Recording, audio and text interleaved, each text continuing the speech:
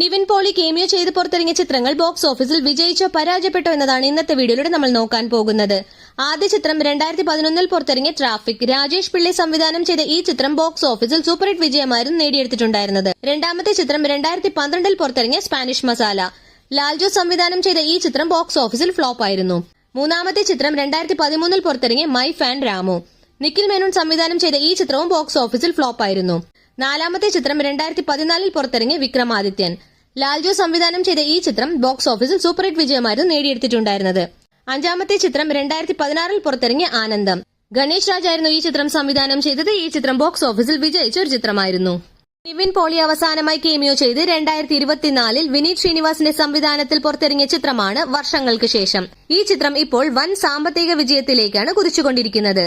നിങ്ങൾക്ക് ഏറ്റവും ഇഷ്ടപ്പെട്ട നിവിൻ പോളി ചിത്രം ഏത് എന്ന് കമന്റ് ചെയ്ത് വീഡിയോ ലൈക്കും സബ്സ്ക്രൈബും ചെയ്ത് ഞങ്ങളെ സപ്പോർട്ട് ചെയ്യുക. താങ്ക്